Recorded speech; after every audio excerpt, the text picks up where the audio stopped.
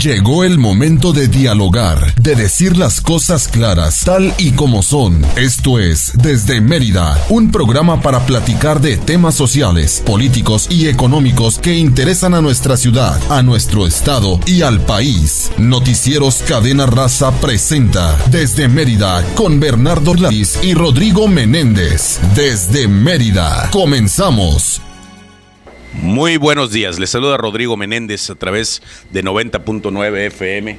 Me acompaña don Manuel Triay Peniche. Muy buenos días, don Manuel. Don Rodrigo, buenos días. En una semana tranquila, ya en 3 días es Nochebuena. Así es, ya despedimos este año, pasó el viernes 21 y no pasó nada. Y no pasó nada, no se acabó el mundo. No se acabó el mundo. Ya que habíamos pedido créditos, todo ahora hay que pagarlo, así que el que lo hizo, pues ya sabe que no hay de otra. No hay de otra.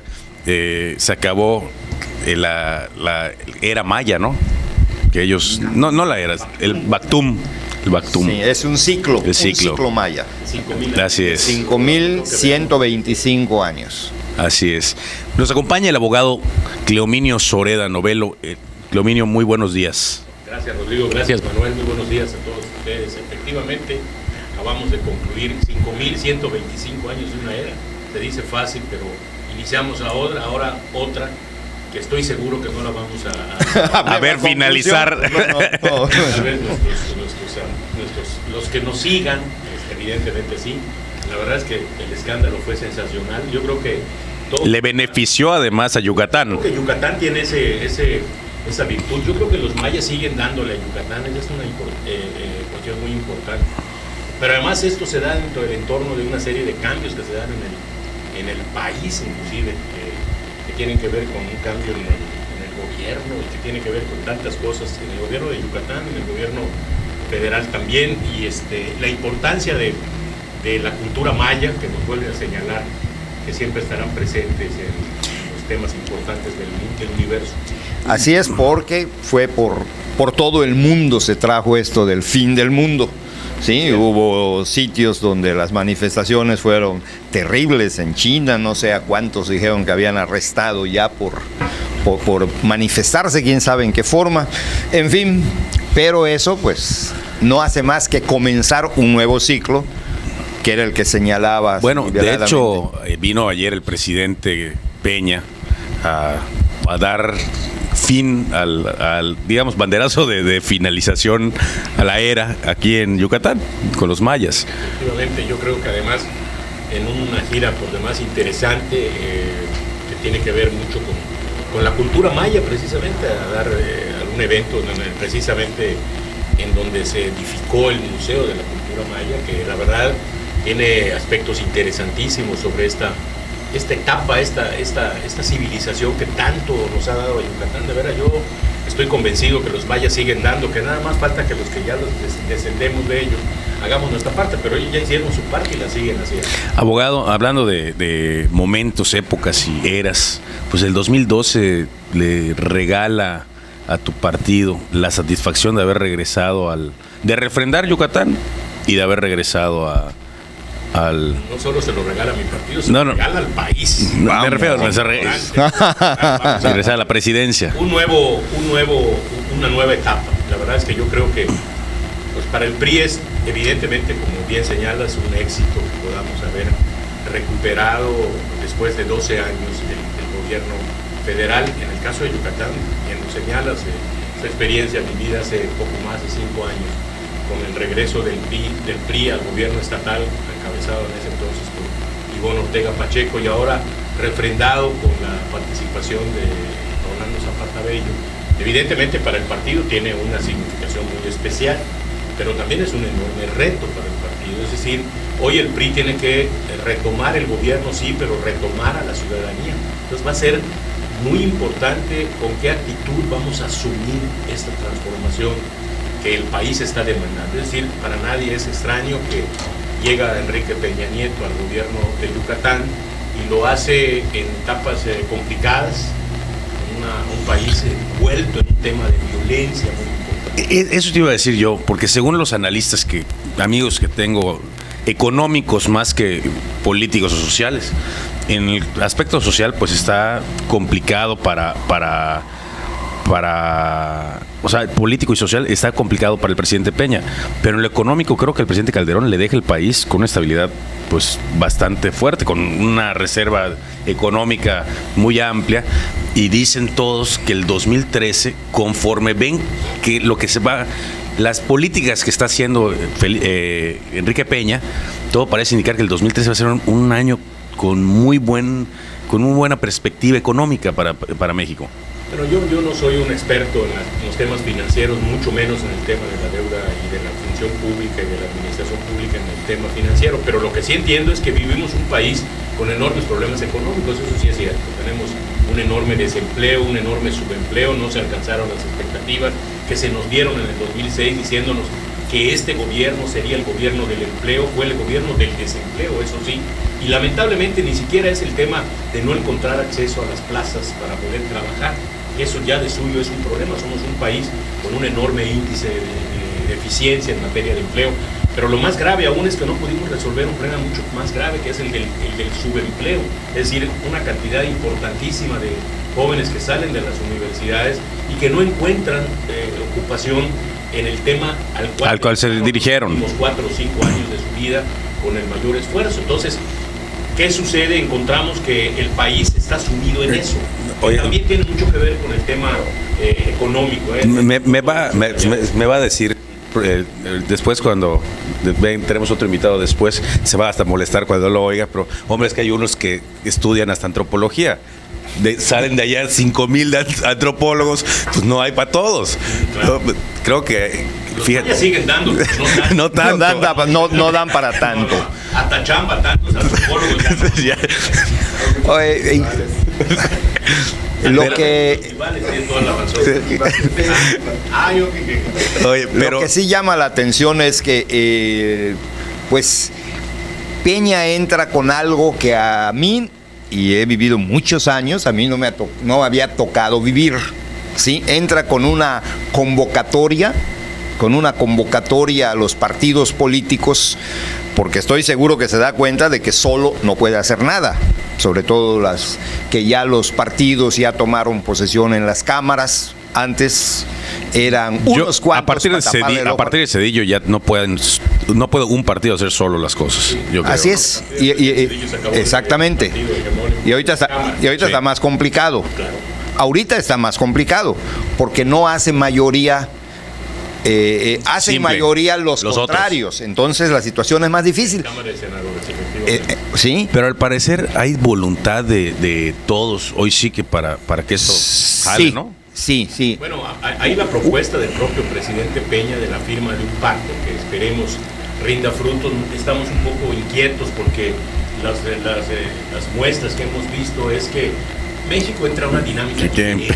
O sea, vaya, lo que tenemos que entender es que México necesita entrar a una dinámica diferente. Está hecha la propuesta, es decir, el presidente Peña, tanto en campaña como al inicio de su gobierno, ha establecido una serie de compromisos con la ciudadanía y con los partidos políticos que necesitamos que se cumplan. Pues aquí no es el tema si el PRI, el PAN o el PRD o el Partido Verde o Movimiento Ciudadano o Nueva Alianza, ¿no? El tema es que necesitamos todos sumar esfuerzos. Es un hecho inequívoco que el país está sumido en un enorme problema de violencia. Eso es inequívoco. Eso es lo primero que hay que ver cómo se... estrategia, si no la hubo, si la que hubo no fue adecuada o si...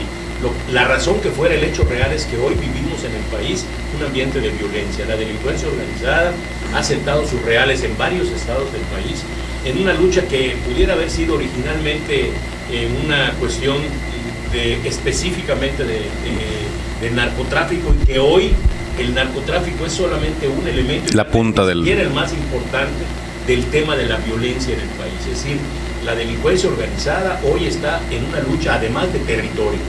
Por eso yo creo que vale la pena revisar con extremo cuidado la propuesta del presidente Peña de modificación a la Ley Orgánica de la Administración Pública Federal.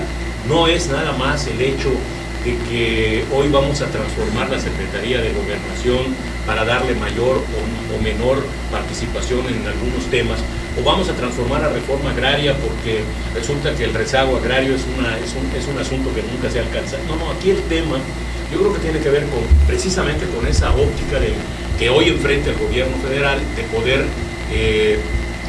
resolver un tema como es el de la violencia, que tiene que ver con la delincuencia organizada, pero enfocado a otros aspectos, es decir, regresar la policía a la Secretaría de Gobernación, cierta parte de la policía, crear la gendarmería en una especie de efecto de sinergia para que todas las fuerzas que hoy están funcionando en ese combate a la delincuencia organizada puedan tener un mando común. ¿Qué pasaba? El Ejército tenía su mando, la Marina tenía su mando, la Policía Federal tenía su mando.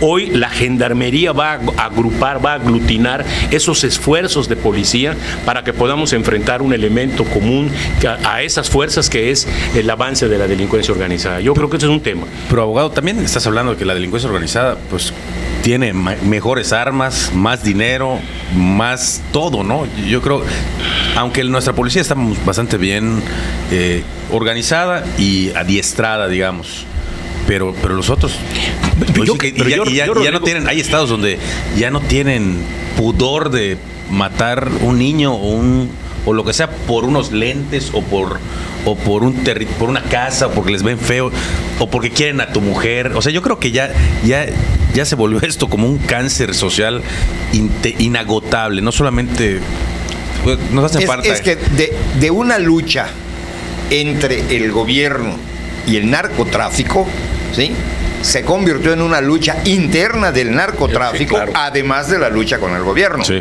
Y lo más peligroso es esa lucha interna. Pero si se matan entre ellos... pero ojalá y se mataran entre ellos y ya. Yo creo que hay dos cosas, Manuel, Rodrigo, que no podemos perder de vista. Una, no hay dinero que alcance, y con toda honestidad te lo digo, no pudiéramos destinar los 3 billones de pesos que hoy le dan de presupuesto, o casi 4 billones que hoy le dan de presupuesto al gobierno federal para enfrentar un solo tema como es el de la delincuencia organizada, que además tiene muchas aristas: el desempleo, el subempleo, la situación económica, el tema del campo tan abandonado los últimos años. Es decir, hoy el tema de México es cómo retomas el tema del campo, porque ahí está, porque hay campesinos aún que no están teniendo actividad dentro de su formación natural, pero que hoy están, y que las tierras han ido cambiando del sentido rural al sentido urbano, a las que rodean a las grandes capitales del país. Entonces también eso tiene que ver con esta transformación de la Secretaría de Reforma Agraria, para que el tema de la tenencia de la tierra tenga otro enfoque,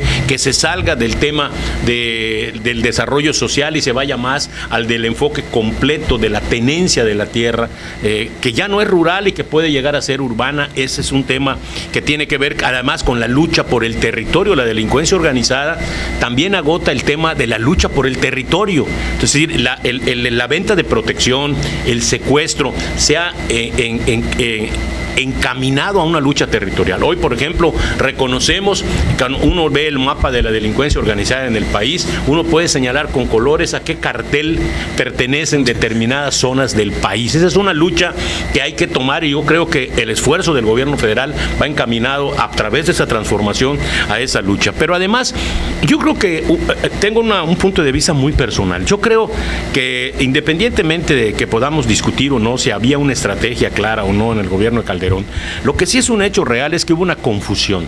Temas como la inseguridad y la seguridad, que tendrían que caminar en líneas paralelas, pareciera ser que se pretendió que fueran líneas convergentes. Es decir, el gobierno federal que encabezaba Felipe Calderón nos dijo: en este combate a la inseguridad, tú, mexicano, tendrás seguridad. Y yo sostengo que la inseguridad es un tema, y la seguridad es otro tema. En el caso de la inseguridad, es la obligación del Estado de combatir eficazmente a aquel que transgreda la ley y que en ese sentido su comportamiento genere un ambiente de inseguridad. Pero por otro lado está el del ciudadano, mi derecho a la seguridad.